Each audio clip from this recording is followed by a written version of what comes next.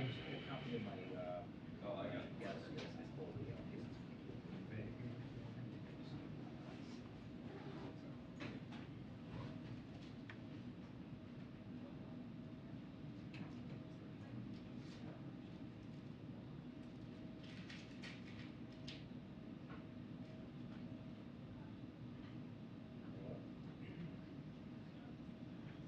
Yeah, so here's my problem. My name is Peter Morris, and I stayed at the hotel from September last week, September 7th to the 10th. I've now called the front desk 3 times, and each time they've said, "Hey," I called them yesterday and then twice today. It was early this morning, and like an hour ago. They go, "Yeah, we're emailing." Actually, different email addresses, and I still have not received it. It's not going into my Decided to return. I've gotten like 0 emails. Just shut that to make that way noisy. Yes. Do I have what? So,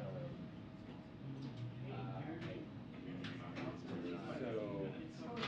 so you found our seat, I found the it. briefing seat, and then during actually like in town.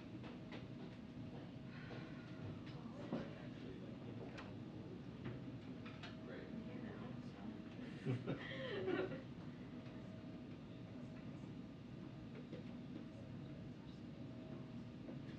Hey, Alex, the front line, the front row lights are flashing on and off. And I Okay, turn it off all the lights and try to refresh it again. I mean, I have, But it's still doing it. okay, So I have a, it might change it and it make a big difference. I mean, it's When they go technically a off, it make a big Gmail difference. account, but it's not a Gmail address. Give me some bucks. I guess we could try that. I don't have that. I just have, I stayed Peter Morris, and I stayed from the It's on 7th right to now, the but 10th. I think it's going on and off. 262. Okay.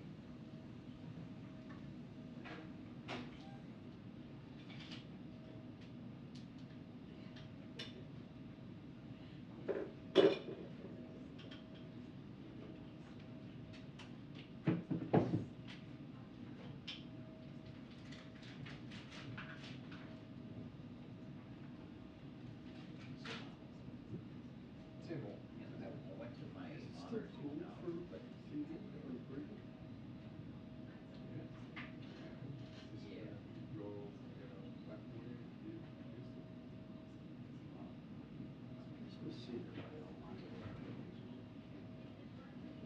So what do you do at NBC?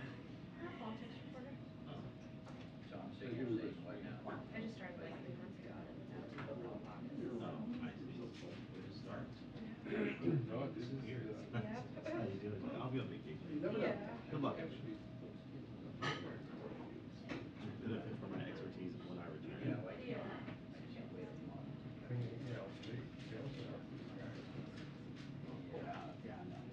You know Franco? Yeah, I do. All right, let's try this He and I one. were at the same. Yeah, I mean, otherwise I guess I need you guys to email me.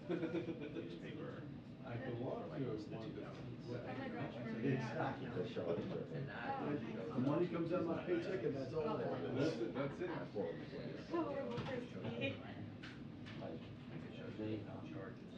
Yeah. After the pandemic, they did not go back to the office. Because they were lost just- their office. Okay, so- Well, I think Or- they gave it up, and then they were like, you know, I don't know that we can afford this. Yeah. So as far as I know, they're just like work from home for the rest of history. Yeah. They're just like, A lot of the copywriters did that. And Very it's unfortunate. I'm a class grade. BCCRS. No, I did not. BCCRS. Yeah, my first job was at the United States Marine. oh, I see. Okay. So you're welcome there. Yes. You're welcome. Okay. So that is a, technically, it's actually.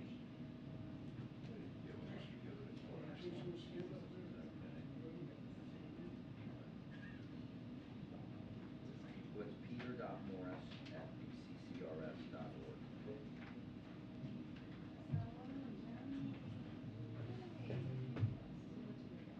Yeah, okay.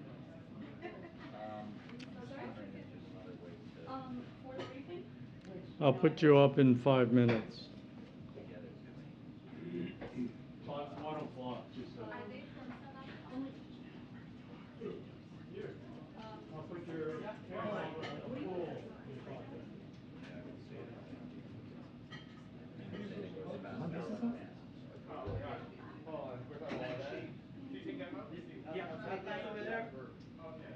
is already off, on. Which one? Point to it. All the roads. I mean, All these roads. So we gotta wait for it to go off. Yeah. They Hopefully they stay like that, but we already did 3 times. be nervous for a minute. I was too, because it's close to start. But that's good thing it's not on earth. That's the first row. Yeah, but it makes kind of like a. Sorry. The rest of the time, you can't do anything.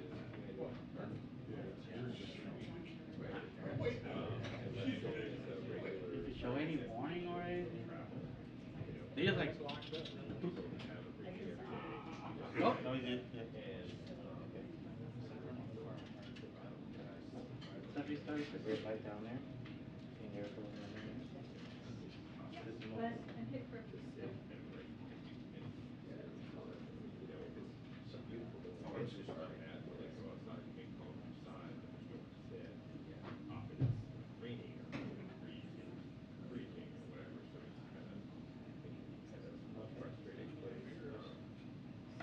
Oh, and I So- had to turn off the. So, do we have to call you like It was a bus. morning? Yeah, turn off the switch down there. I turned off. Okay, good. Let's switch. Is that like Yeah. a off now? Yes, off. Because I was like, whoa, it's a bus. Oh yeah, you turn the switch off. Yeah, we were testing it both going down. The crowd is on back order.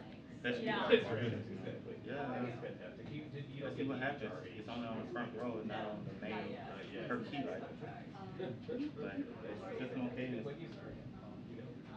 I thought it was like disco in there, discoteca. And then it like boom off, and it turned on by by itself. It's great, but Super weird. I don't know. It's a big change, but it'll be really good. Yeah, it sounds like the show's, I think, what did they say, like sometime in October? They said. It'll be by the midterm someday, so yeah. So next one next month. See it. I mean, building it there. That camera. Yeah, they're doing all that. Do you know where you're gonna live or where you're Oh, I'm gonna be like this. Your mic's working. Touch all your mics, touch MC. Everything's good to go. Everything's good to go. No, I only know how to. Hey, you guys start coming over at 10 minutes before the briefing. Huh? You guys start coming over at 10 minutes before the briefing. I come here 30 minutes. And it just did it? I did it Okay. on TikTok. Yeah. But the lights went like a few minutes ago. I changed over there on the panel. I changed to off, and then can I go and then so I get the briefing, and it came back and then 2 minutes later. I was like, oh shit! All right, I'm going. System okay, lights on, flashing. Katie has moved back from Very- I was wondering what she was up to. Yeah, she already took on it. Not this camp. They're And first not week. gonna throw us off. She's got a good, yeah, good eye and a good, Congratulations, you do not let, What is that behind? Donald is introduction. I'm watching. But take care of it. That's exciting. No, I get it. That was sound like a break. Relay there. it's taken forever, right? Yeah, the delay, you'll see great. New to us? Yeah, do you know? Yeah, we Alan Rapp. So that was your experience, what just happened? Going off. That didn't go off. They just flash. He's got those For me, it was going off. Yeah, that's fun. So, God bless. no, so we got that big, that we, you know, just generally speaking,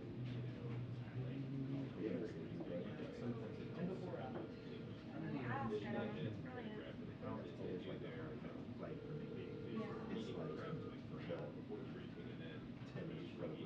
Do I know how to do it?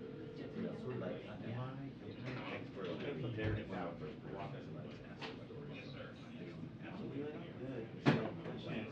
literally, you know, all of that. All them control cards, were they changed out new or were they the old card? Yeah, I mean, it's tough because In the control box, were all the cards hard, really like, hard. first Were they row. new or were they, Like, they come from the whole system? Let's get back to the beginning, the first three months, please, so you don't have to wait. Yeah. Oh, yeah. Well, like, The fifty ETC different. system they installed. I wouldn't have You allowed know, that. So, because as that works, then I'm good. And just let me know how the call goes. to control the lights. Depending on- Within the model.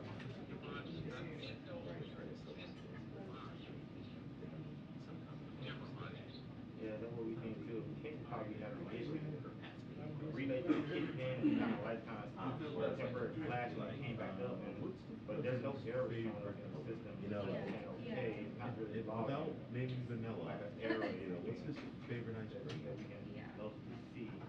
But there's definitely something kind of Which is weird going on. a good thing and a bad thing. Yeah.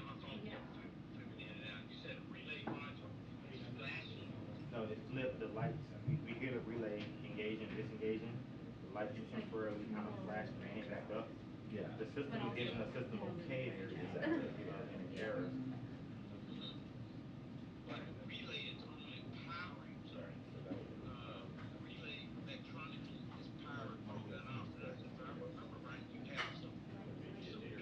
You still may have to like sign up.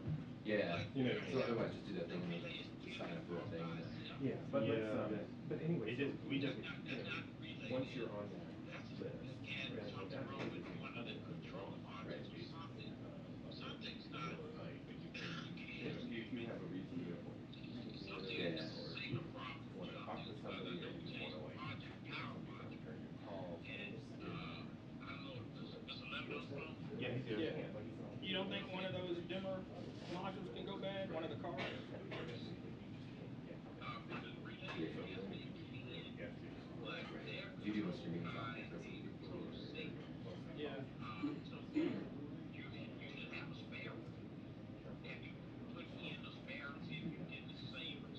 We haven't figured out exactly which one it is yet.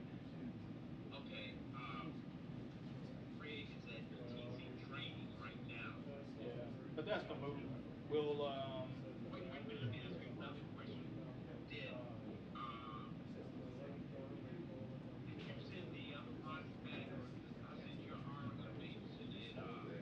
yeah.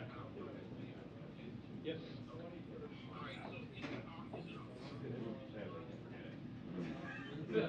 That's not happening.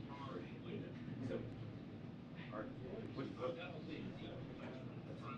There are, well, some are, Yeah, yeah. some are L10, some are Right. R20.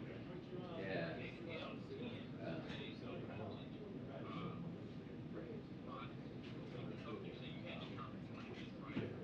no, we have not. I missed it, man. It was so quick. Yeah. I heard it and I didn't see Yeah, it. when we figure out which one it is, we'll swap it. Right. That one model, It well our tech experienced the problem on the first row, like facing the first row seats. begging for some coverage. So I guess we got drones right for that, so we gotta look to see what modules controlling that. Did we get finished drawing? I don't think we got I don't think finished we, yeah, we still haven't got finished drawing yet.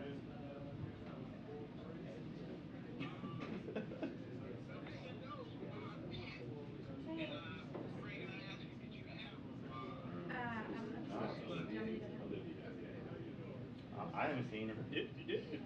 I'll double check. you know, although just as he's saying, his wife is pressure worker with him. So they still got Yeah. It's good. good. Yeah, let me double check because. Yeah. He's the best one that we so, okay. So, Yeah. Yeah, I'll check when I get back in the it's office. up to you if you want to, so it'll be pretty private. Alright, we'll just But thanks for you taking my could call. sit in the, so you could either like sit upstairs in the, aisle here. Yeah, I was just reading that registry. Or you could, Oh, those are spare modules? I would Keep them here? you could sit in the press That's neat. pool, and you could see, Okay. really, but you can hear. Okay, all right, I'm gonna grab my laptop, because I gotta start, I got a story I gotta. Oh, yeah. Are they hot water?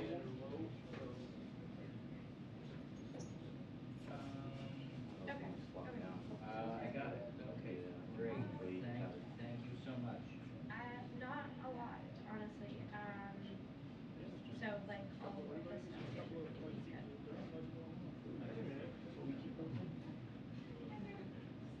Oh, I see, Yeah, I mean, like, the only thing is I don't know what's going on with I got you. the collaborative work family. Okay, So, that'll work. Thank but you I very assume much, I like, appreciate it. either All right. they'll give an Oh, upgrade man, how are you? to have it come off, or Full someone report. will have to. You know. You can define it currently.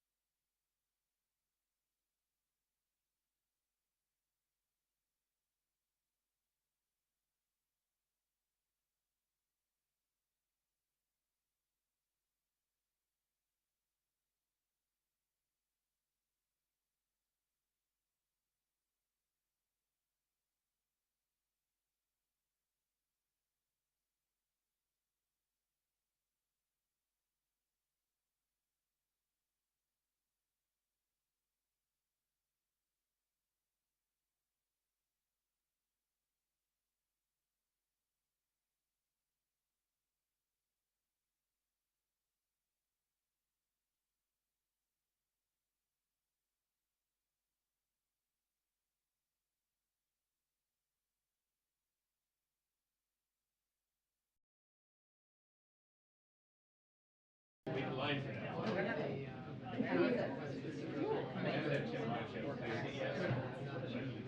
I keep getting a lot of texts from Verizon.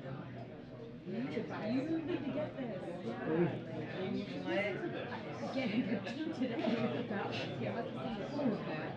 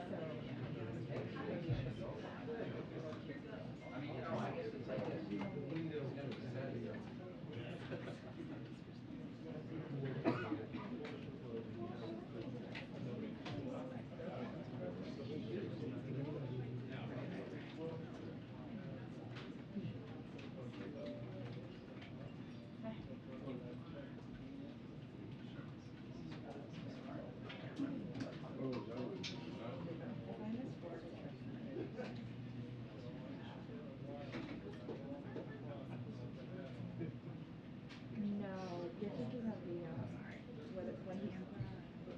I was demoting myself. But you're in the wrong seat. I know I am. Are you sitting here? Yeah, where are you? That's Orlando, and he appeared virtually. He did do it, okay, that's right, So he never rescheduled like this part, the other, but this is like, yeah.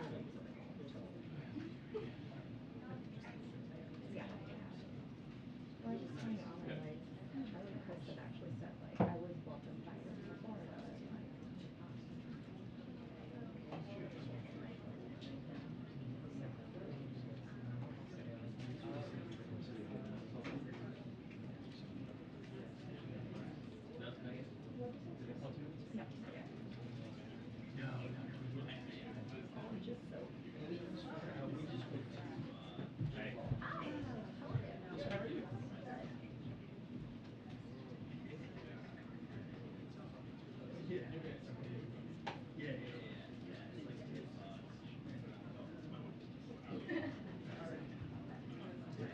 Oh, yeah, the same here.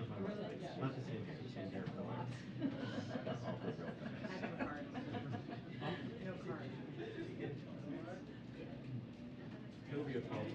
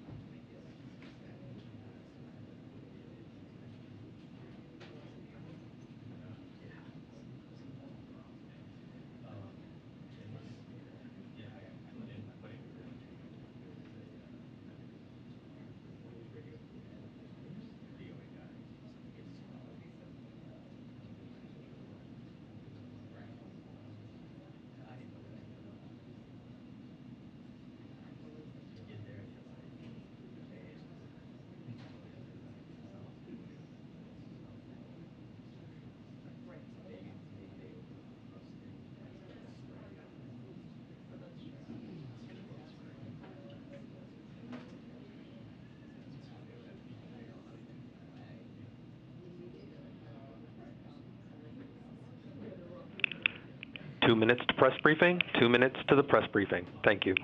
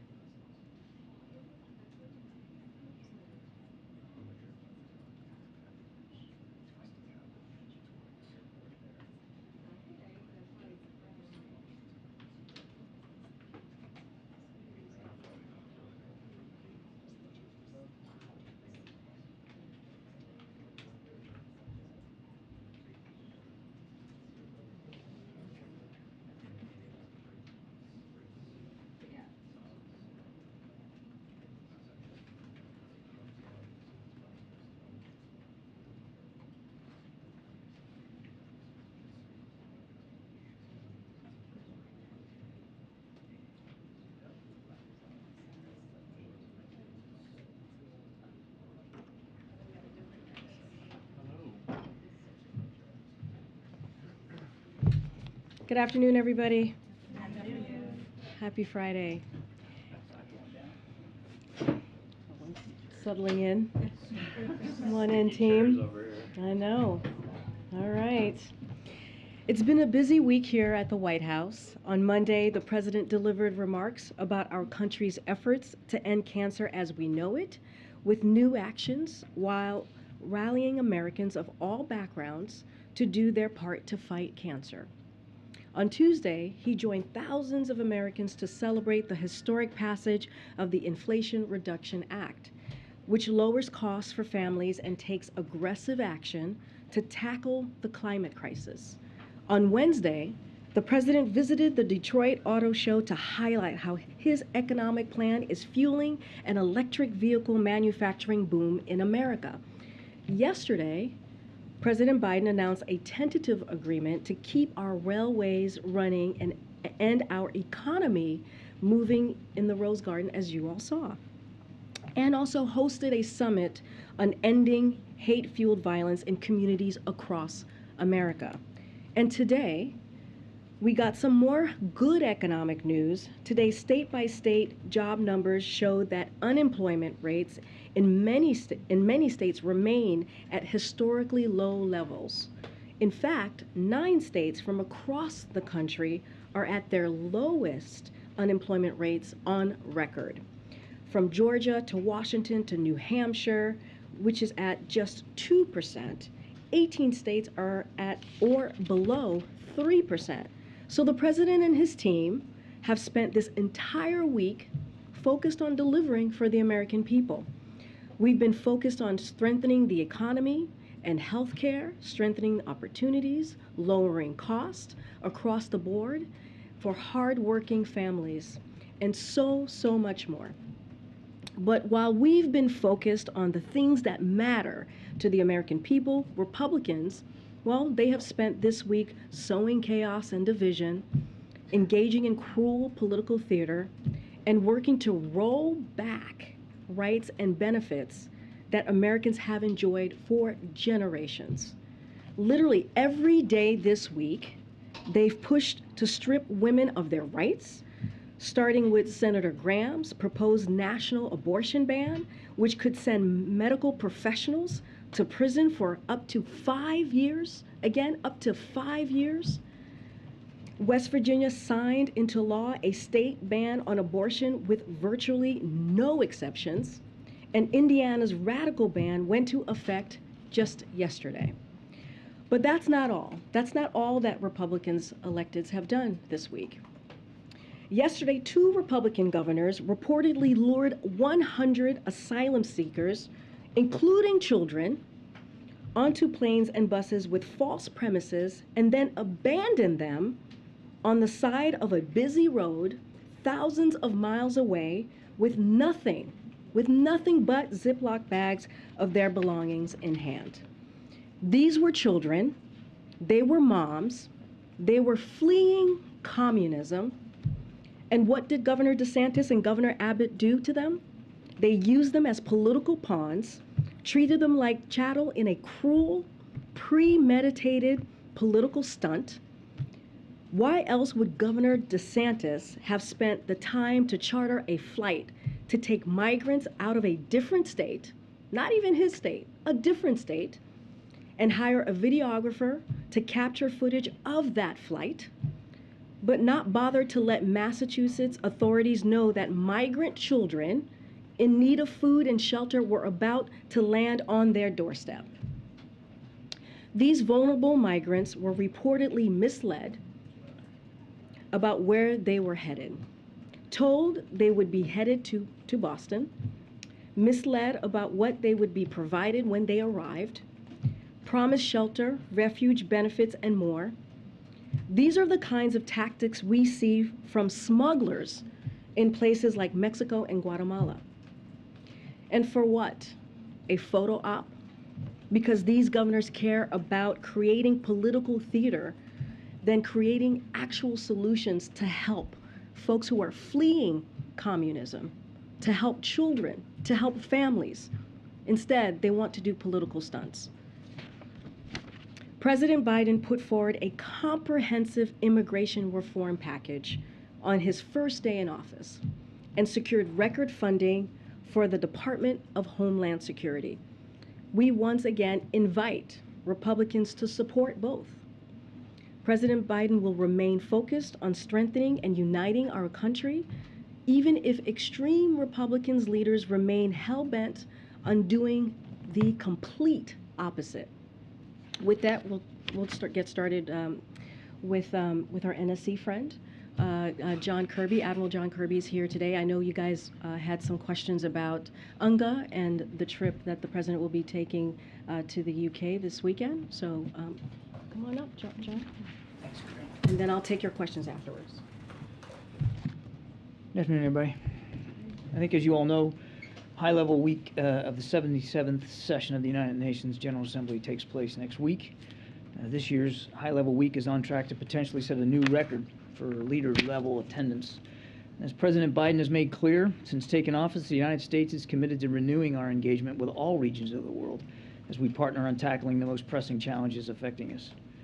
A core message that I think you're going to hear from leaders across the U.S. government next week is that respect for the core principles of the international order is needed now more than ever. And just quickly, let me dive into some of the highlights of the schedule. On Tuesday, the 20th of September, Secretary of State Blinken will co-chair the African Union, European Union, and Spain, co-chair with them, the Global Food Security Summit, which also will be co-hosted with Indonesia, Germany, Nigeria, and Colombia.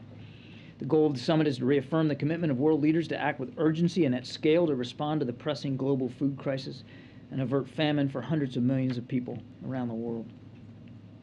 On the morning of Wednesday, the 21st, the President will address the United Nations General Assembly, and Wednesday afternoon, he will host the 7th replenishment pledging session for the Global Fund to fight AIDS, tuberculosis, and malaria.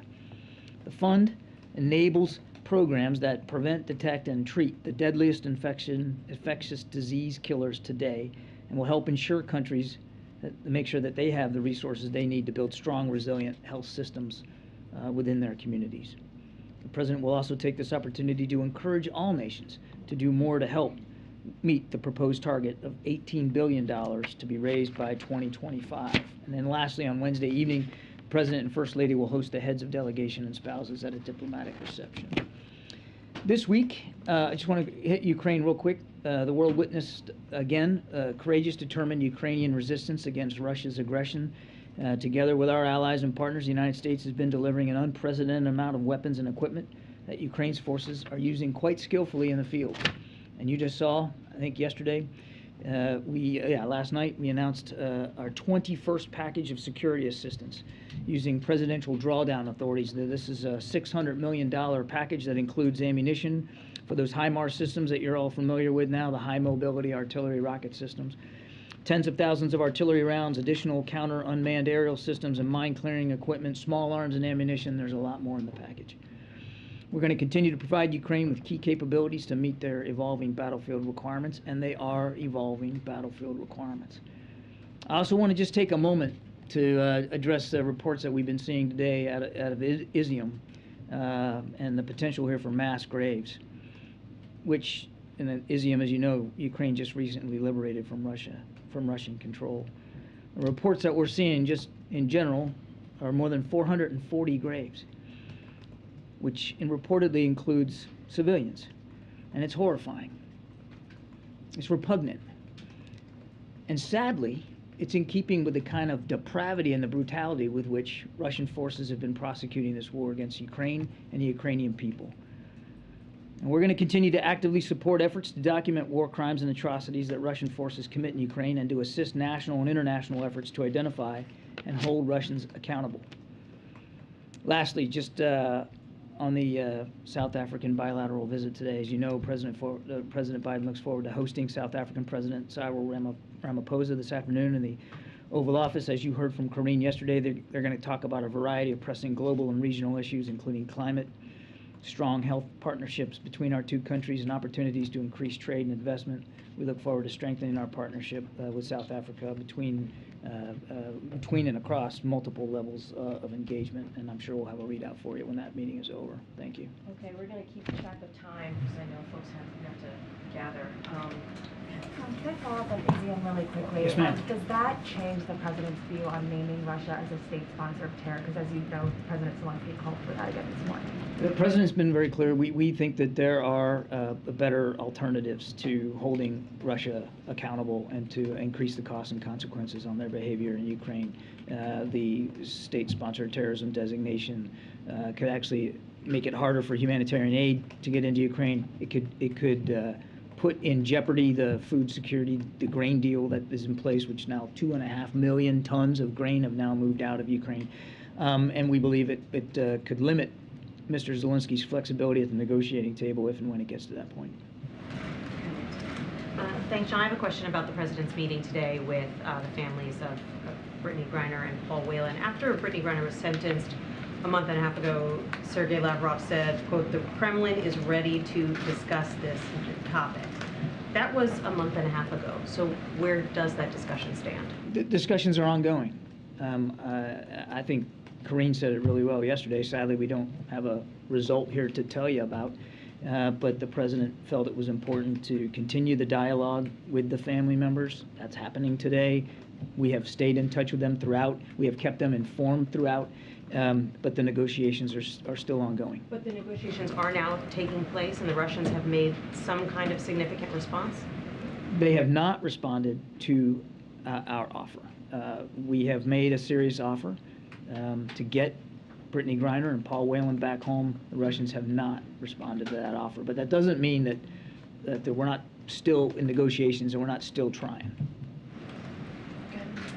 Could you talk a little bit more about the bilat that's coming up, and what room will there be for discussions about Russia, about the war in Ukraine, given that President Biden and President Ramaphosa are not exactly on the same page when it comes to dealing with Russia? I do expect that the war in Ukraine will come up as a part of the discussion today. I would have every reason to think think that would be the case. I'll let the leaders have that discussion before we read it out to y'all. But look, President Biden's been very clear about our views here. I think he's interested in hearing President Ramaphosa's views, and I'm sure they'll talk about it. But we'll have a way to characterize that for you at the end of the day. John, can you give us some insight into why there hasn't been a real response from the Russians yet on the offer that was made to get back Brittany Griner and Paul Whelan? I mean, is it specific to the terms of the deal offered? Is the war in Ukraine a possible factor? I mean, man, if we had the answer to that question, we might already have a deal. I think that's a better question put to our Russian colleagues. We made a serious offer. We want them to accept it. Frankly, these two individuals ought to be home anyway, period. But we understand that that's probably going to have to be the result of a negotiating process, one that we're willing to participate in honestly and fully, and we've been doing that. And we await them to take the offer that's on the table. Can you speak to the president's level of confidence right now on bringing these two people back to the U.S.? What I can tell you for sure is the president is not going to let up. He's confident that this is going to remain at the forefront of his mind and his team's mind, and they're going to continue to work this as hard as they can. We want these two individuals home, back where they belong with their families. They should be there already. Okay, just a few more. Thanks, Karina. Actually, sorry, Steve, it is me. I have a follow-up on the South Africa bilat today. No fighting. No, we're friends here. So on China's growing influence on the continent, what can the U.S. offer to South Africa and other SADC countries to counter that growing influence? And then also, I just want to let you know that the president of South Africa just criticized the pending, it's called the Countering Malign Russian Activities, and help me out here. Well, I can't, I'm afraid. Well, you're going to have to try that again. He's in Africa bill. Oh. When he said it is, quote, punishing those who hold independent views. Is that the administration's view of this pending legislation? Are you trying to punish African countries that are hesitating to condemn Ukraine?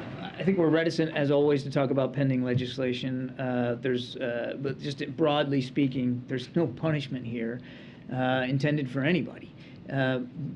Every nation, look, the core of the issue at stake in Ukraine, aside from the lives and livelihoods of millions of Ukrainians, is the issue of sovereignty. A nation's right to decide for itself what bilateral relationships it has and how it conducts those bilateral relationships. The United States isn't making anybody choose between us and somebody else, either when it comes to Ukraine or in the Indo-Pacific region. We respect sovereignty. That's what the administration, that's the approach that we have taken throughout this. So there's no punishment. And as for your first question, I think I mentioned it at the top. I mean, clearly we want to talk about trade and investment with President Ramaphosa. Again, I don't want to get ahead of the meeting and the results of it, but we are South Africa's third largest trading partner. So there's an awful lot. 600 companies, United States companies, are in South Africa. There's an awful lot to talk about there. And as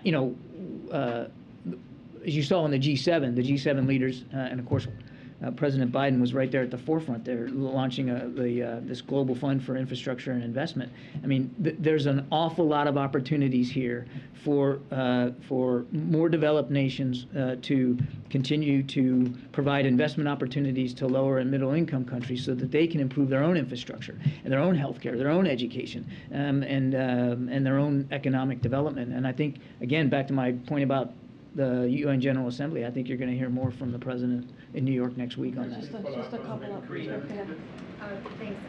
Once the president met with Trevor Reed's family, the process moved pretty quickly toward his release. Is part of the goal with publicizing these meetings today to put more pressure on Russia to accept that U.S. offer? The primary goal of the meetings today is to be able to update the families and keep them completely apprised of where we are in the process, and to make clear to them just how much a priority it is for President Biden and his whole team to get them home. That's the focus for today. And can you tell us, is the president holding any diplomatic meetings while he's in London? Is he having any other conversations? The main reason to go to London, of course, is to pay our respects obviously to the Queen and to the royal family, to the people of Great Britain. That's the main purpose of the visit. I don't have any other meetings to speak to right now. I think so. Okay, thank you so much. Okay, walk us. So, Where we at? on the war in Ukraine. Hey, Simon. On the war in Ukraine, is it the assessment of the president that Ukraine is winning the war against Russia? And on your job at the White House, because I've been trying to ask this question, there seems to be some confusion about what your role is, what type of question should we ask you. Sometimes you act like the second press secretary. Can you explain exactly what your job is at the White House, and if you're a second press secretary, what type of questions should we ask you? Is it on food? Is it on national security? And the reason I'm asking this because almost everywhere I go, I have black people telling me that the reason you're at the White House is to undermine the first female black secretary. So can you clarify that and explain why, there are 1,000 national security experts at the National Security Council who can always be here and take questions on national security. So what type of questions should we ask you that we can ask Karim? Well, okay, on your first question, the president has spoken to this many times, and in fact, just in the last few days. I mean, what the Ukrainians have been able to do in the last week or so has been impressive on the battlefield. There's no doubt about that, particularly there in the north. They have been fighting for 7 months now, going on 7 months, and doing it bravely and skillfully. They have been on the offense as well as the defense, depending on the situation, the day, the time, and the place. And what the president believes is that what we're going to stay focused on is supporting them for as long as it takes to make them successful on the battlefield and successful at the negotiating table if and when it gets to that point. But only President Zelensky can determine when that point is. And only President Zelensky can define success or failure. He's the commander-in-chief of his armed forces. Our job is to support him. And it's not just the United States. It's more than 50 some odd other countries. Now look, on your other question, if anyone gets any kind of idea in their head that I'm taking away from Karine or her work, that's really regrettable.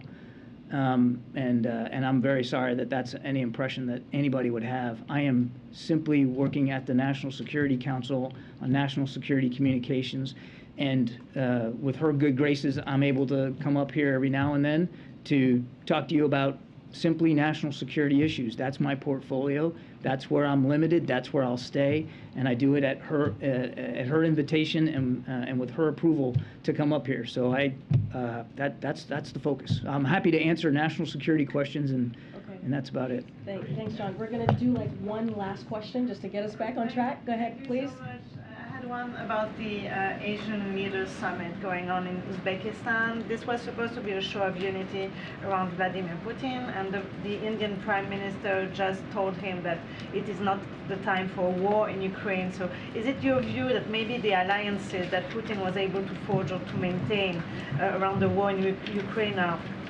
weakening or crumbling, and do you expect other countries to change their stance publicly like India just did? I think labeling what Mr. Putin's relationships as an alliance is stretching the word alliance way, way beyond its limits. These aren't alliances. And I think what you heard in Uzbekistan by both the leaders of China and in India are indicative of the fact that Mr. Putin doesn't have a whole lot of sympathetic ears out there to what he's been doing in Ukraine. He is only further isolating himself from the international community. We don't believe that now's the time to be doing any business as usual with Russia with respect to what they're doing in Ukraine. Again, look at what the imagery out of Izium. I don't know how any world leader can look at that and determine that it's okay to do business as usual with Russia. And I think you're starting to see even countries who were not vociferous and strident in opposing him are beginning to question what he's doing in Ukraine, and rightly so, because it's just brutal. It's absolutely depraved and brutal.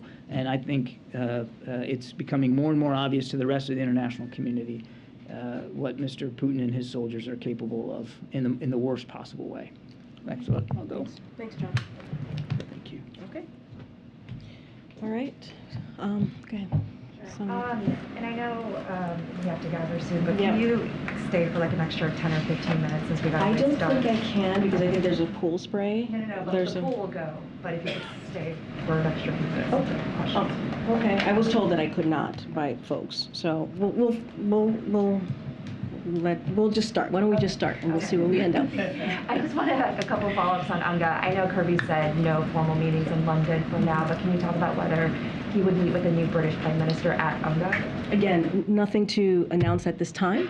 When we have something to announce, of course, we will share that with all of you. I'm not going to go beyond what Kirby shared. Do you have any details on how President Biden is preparing for his UNGA address, how he's working on the speech, or anything along those lines? Yeah, well, as you know, this is not his first UNGA visit as president.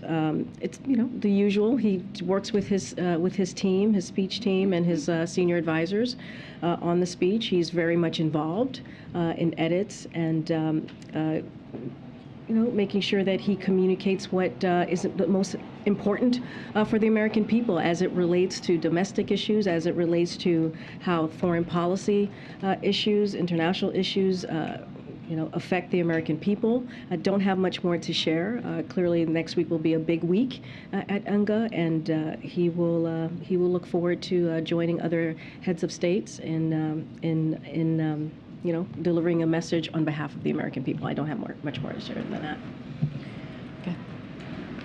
I wanted to ask if the White House plans any legal responses for the state sending migrants on buses, and secondly, if there's plans to reimburse those cities or provide funding for how they're handling that. So on your first question, it's basically we're referring. I was asked a question like this yesterday to Department of Justice on any legal actions that might be taken or being looked at. Certainly, that is for them to take a look at. As far as how we're supporting cities, so, as we've done many times in response to repeated attempts by these Republican officials to create chaos and confusion at the border, we are working to manage the consequences of including this latest political charade that we're seeing. So FEMA regional administrators have been meeting with city officials on site to coordinate available federal support from FEMA and other federal agencies. Funding is also available through FEMA's Emergency Food and Shelter Program to eligible local governments and non-for-profit organizations upon request to support humanitarian relief for migrants. We'll continue to do what we can as a federal government to support these cities as we rebuild our asylum processing system after it was gutted by the Trump administration. Okay. You've said multiple times that the bilat today is going to include discussion of trade. Does the administration actually have something new to offer South Africa on that front? Is there going to be any discussion about a free trade agreement, anything along those lines? So I'm not going to get ahead of the two leaders who are about to meet shortly and have that bilat. There will be a readout. Clearly, there'll be a pool spray at the top. I'm just not going to get ahead of what they discussed. And do you have any reaction to the Democratic-led Senate basically pushing off this vote on codifying same-sex marriage rights until after the midterm elections? So I talked a little bit about this yesterday. Clearly, when we look at same-sex marriage, it is an issue that is supported not just by Democrats, but also Republicans and independents. And we're going to continue to encourage Congress to act, to make sure that they act on an issue that is what majority of Americans agree on, what majority of Americans support. So we'll continue to have those conversations with members of Congress. Clearly, this is something that this president has supported for many, many years, that he's been a leader when it comes to, in particular, LGBTQ rights, but also this same-sex marriage. And so we encourage Congress to act. Do we need to do that now? We think it's an important issue that needs to be seriously looked at and thought through. Again, this is something that just Democrats, but also independents and Republicans support, and there is a majority consensus on that, and Congress should act. Quick follow-up on the migrants issue. Can you clarify whether a legal determination is being made right now on whether the actions that are being taken by some of these Republican governors are legal or not? Again, that is something that the Department of Justice is going to handle. So for any potential legal actions, this is not something that's going to be happening from here. And then just in terms of what some of these cities and local municipalities are dealing with, will potentially have to deal with in the future with the arrival of groups of migrants in this fashion, is there going to be, or is there already sort of federal guidance that is being given to these different places for exactly how they should handle things logistically, you know, on a humanitarian level? So again, we're offering support through FEMA.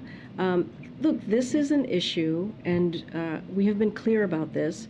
This is an issue that is inhumane, that is abhorrent, and we should not be using people, migrants who are fleeing communism, as a political pawn. One of the children dropped off in D.C. Had to be sent to urgent care. One asylum seeker reportedly said he didn't know if he was going to Martha's Vineyard until a pilot announced they would soon be landing. This is what is happening. And if there are Republicans out there who feel like what these Republican elected officials are doing in Florida and Texas is wrong, they should speak up. They should be part of helping to stop what is currently happening with these children and with these families. So is it fair to say that when this kind of thing happens going forward, it is FEMA whose presence we should expect to see in these? It's local city services. FEMA is jumping in as well. I just laid out the assistance that they are providing. But again, this should not be happening. We should not be using human beings. Republican officials should not be using human beings as political pawns. It is not a way. You hear the president talk a lot about how we have to treat people with dignity and with respect. That's not what's happening here. The Republican elected officials are doing the complete opposite, not affording them any dignity, and we should call that out. Welcome to that. ABC has a team right now in El Paso where local officials say there's 1,300 migrants arriving every day. We're seeing that people are sleeping on the streets because there are no beds left for people when they arrive. There's not enough buses to take them to other cities that might have capacity for them. Is that acceptable? And is there something the administration can be doing right now in a place like El Paso? So I'll tell you exactly what the Department of Homeland Security has been doing. They've been surging resources to the region and working to quickly decompress the area. As with all individuals encountered at the border, DHS continues to expel migrants as required by court order under CDC's Title 42 authority.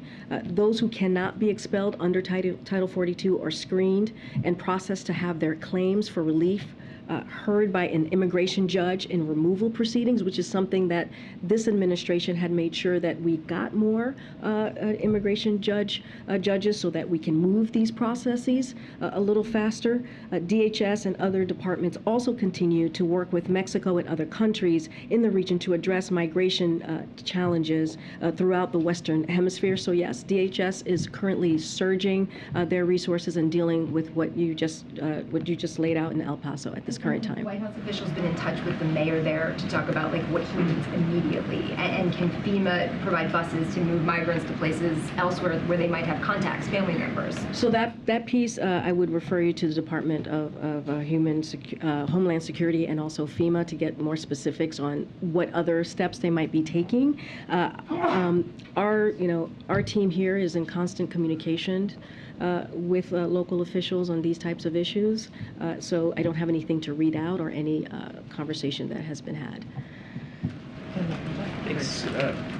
Corinne, there's an attorney in Boston who needs to represent some of the migrants on a voluntary basis, saying that DHS has assigned some of these migrants fake addresses and that's complicated their cases and their ability to get hearings. Do you know if that's accurate? And can you say that? You said DHS? And say that, and then can you continue from there? The DHS has assigned some of these migrants fake addresses, and that's complicated their cases and their ability to get hearings and so forth.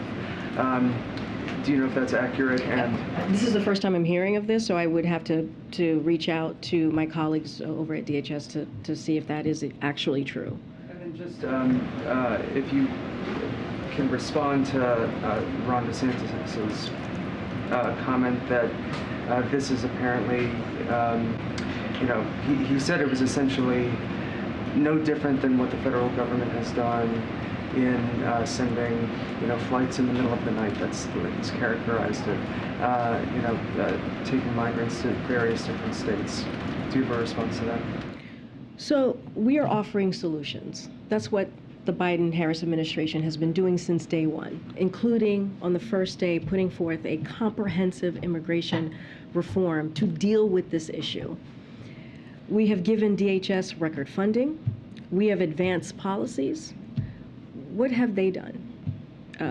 They do these political stunts. They vote against our funding requests. They vote against policies to fix this broken system. Stunts aren't solutions here. Stunts aren't policies. We're over here trying to govern, trying to actually fix a system that has been broken for some time, trying to fix a system that was decimated by the last administration, and all we're seeing is from them is petty and dangerous stunts. This is dangerous. They're putting children's lives at risk. They're putting families' lives at risk.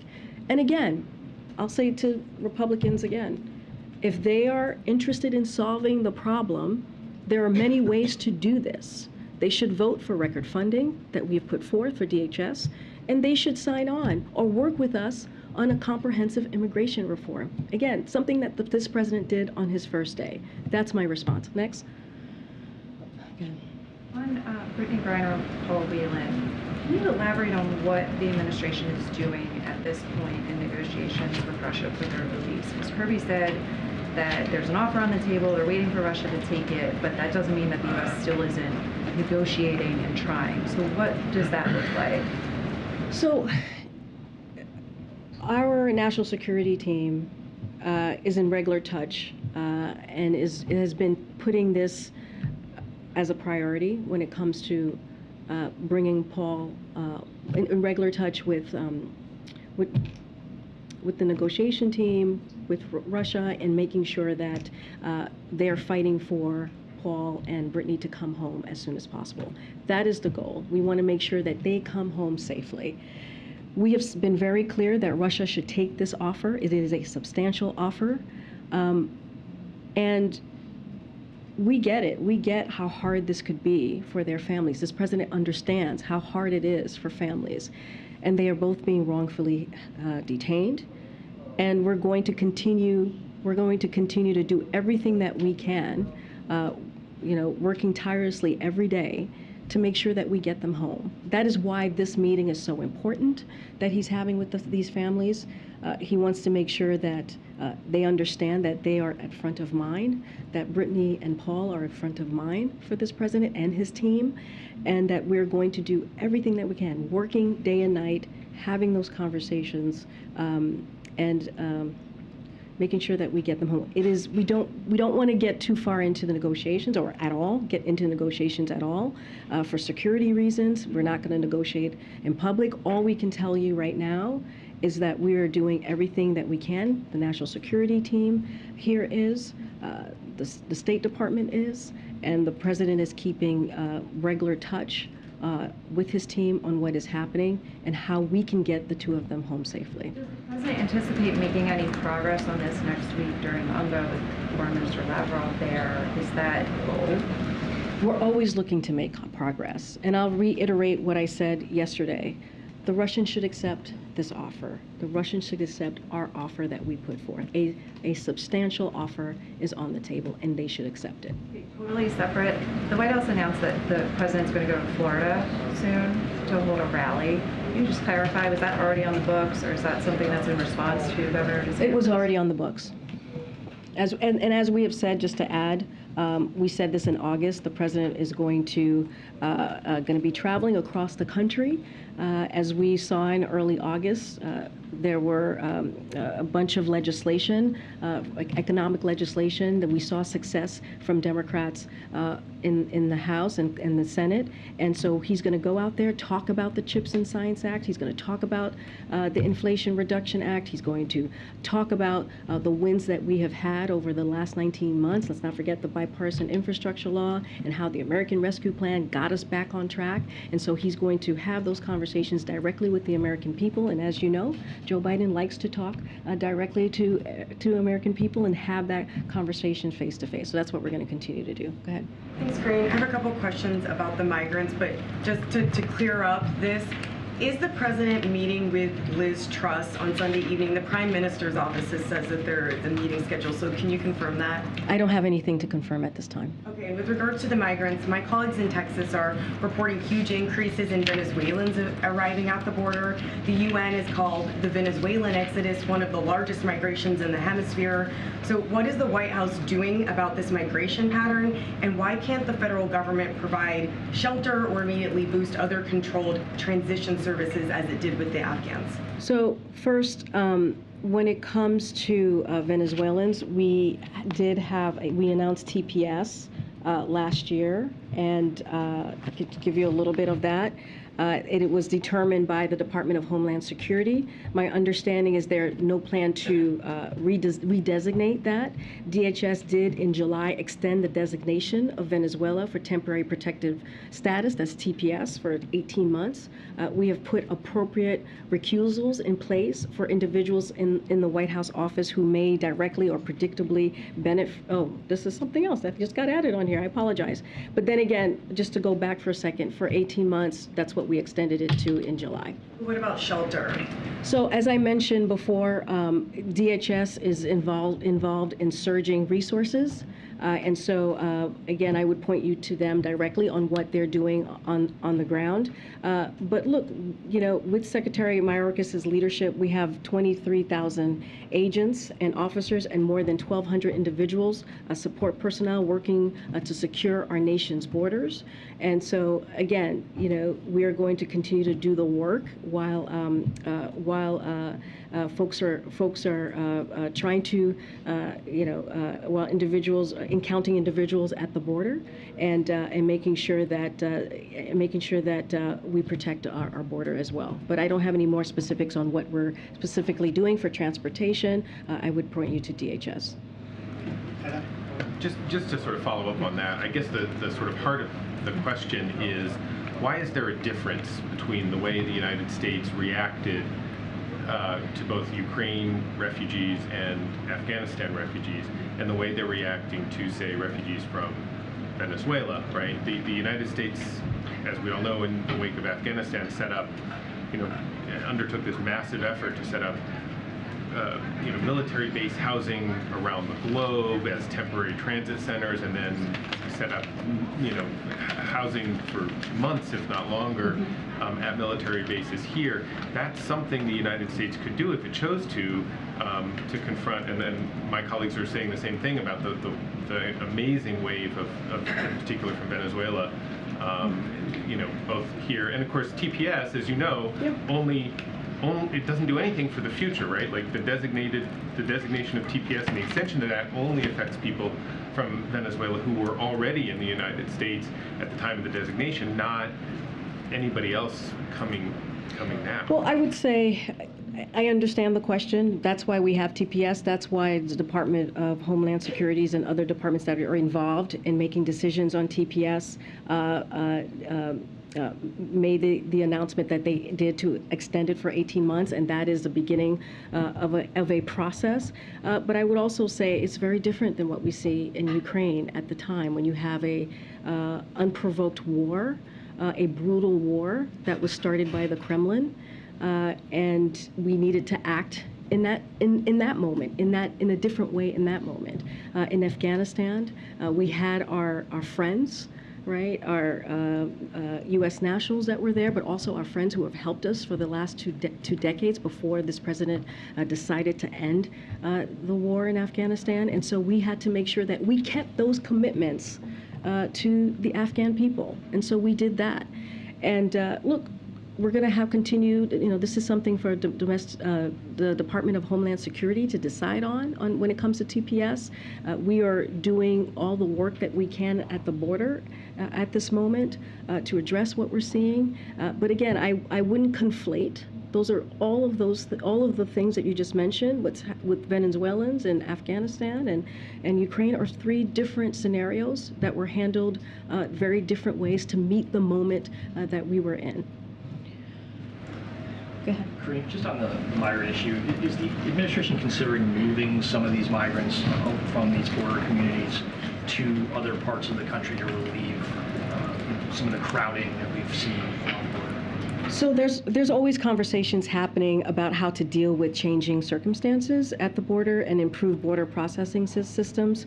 I don't have any new policies to preview from here, but what I will say is we could be doing a lot more to rebuild our immigration system. As I just mentioned, on day one, the president put forward an immigration policy, legislation, which we got to remember, this immigration system was also decimated and gutted by this last administration. So again, if Republicans officials would stop blocking comprehensive immigration, if they would stop doing these political stunts and working with us, we want to work with them on solving this. And there's ways to do that, whether it's record funding that is provided to DHS or this comprehensive immigration bill. And so, again, instead of doing these political stunts, putting migrants at risk, children and families at risk, why don't they join us in trying to fix this problem at the border? And I know you keep referring us to DOJ, but isn't it accurate that members of the cabinet are involved in this issue, as well as White House officials? That this is going beyond DOJ, though, isn't this? It is not something, as I just stated, it is not something that's being considered here. The legal actions is not something that's being considered at the White House. That is something that the Department of Justice. Yeah, the cabinet is involved in looking at this problem as a whole, right? Cabinet is involved in looking, if you think about DHS, if you can think about other cabinet members, they are always looking at how to solve issues like this. Well, we have actually never seen anything like this, such a political play by Republicans officials. But again, as it relates to the legal action, I can speak to the legal actions, that's the Department of Justice. Yes, Madam. Thank you, Karine. On Brittany Griner and Paul Whelan, as the U.S. awaits the formal response to its offer from Russia, what negotiating channels remain open? Again, I'm not going to get into specifics on how we're negotiating here. We mentioned that we're doing this using the same negotiation channels or path that we did with Trevor Reed. And so that's as far as I'm going to go there. We got to keep there for security reasons. We want to make sure that we're not just doing this out in public. Again, our main focus, our main priority is making sure that Brittany Griner and Paul Whelan return home safely. That is the president's priority. That is the president's national security priority, and that is this administration's priority. That's going to be our focus. At UNGA next week, what specific meetings does the administration expect Brittany Griner and Paul Whelan to come up in? I was just asked something similar about the meetings and what we expect. I'm just not going to, I don't have anything to share at this time. We laid out what the president's days are going to look like when he's at UNGA. Outside of that, I don't have anything else to share. Back on the migrant issue, has the White House or the president reached out to any border state governors to straight up ask them to stop? And beyond just the legal issues with DOJ, what can other agencies do to prevent this from happening again? So no calls to preview or to announce at this time. Look, this is something that could easily be stopped if Republican officials decide to stop playing political games and using again, children, families, women, and lying to them about where they're going and what they're going to receive, putting them on a bus, sending them across the country, putting them on the plane. This could end if they would stop playing that political game and causing confusion and chaos and come work with us on a solution. That's the question that we have for them. What are they going to do? Are they going to come and help and find a solution and not do political stunts? That's how this stops. And pivoting back to the meetings with the families, just to clarify, those haven't happened yet, right? It has not happened yet. It will happen later this afternoon, and we will have a readout of each of those meetings for all of you. Thank you, Great. Yesterday, you repeatedly blamed the Trump administration for what we're seeing at the southern border, but the record crossings have been happening under President Biden. One migrant we interviewed yesterday thanks the president for keeping the border open. So I just want to confirm the way that this administration sees it, ending Remain in Mexico or Title 42 had nothing to do with the surge that we're seeing. So let me just step back for a second and lay out what we have done under this administration. 23,000 agents and officers, more than 1,200 additional support personnel working to secure our nation's borders. That's more than what was happening in the last administration. Every individual that is encountered at the border is taken to CBP custody and processed and vetted by Border Patrol agents. Individuals taken into CBP custody are either expelled under the CDC's Title 42 authority as required by court order or placed in a removal procedures. In fact, more individuals encountered at the border will be removed or expelled this year than any previous year. That is just a fact. Crossing number. I mean, you're reading off, expulsions and things like that because all these people are coming over.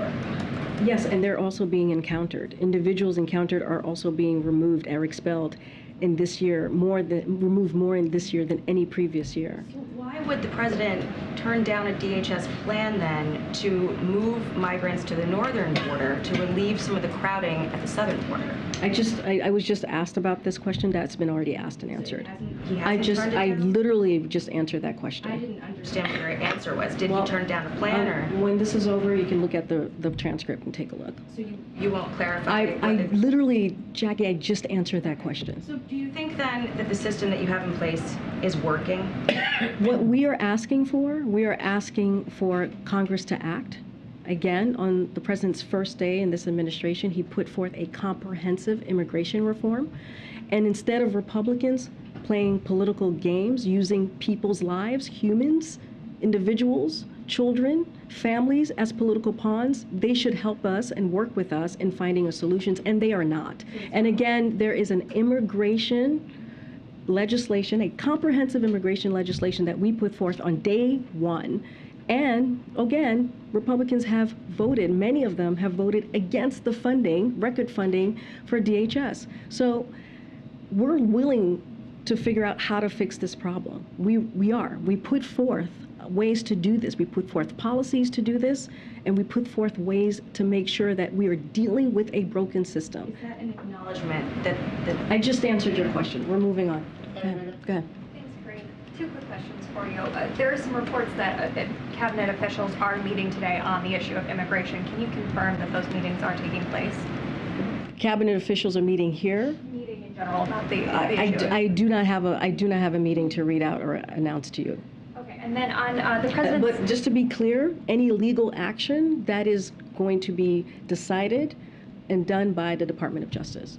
And on the president's trip to Florida, that was just announced on September 27th. That's also the tentative date for the Artemis 1 launch, which would also obviously take place in Florida. Is there any chance we'll see the president attend that launch? We don't have anything more to announce on that trip. Okay, guys, I'll see you on Tuesday. Have a great weekend, everybody. Thank you.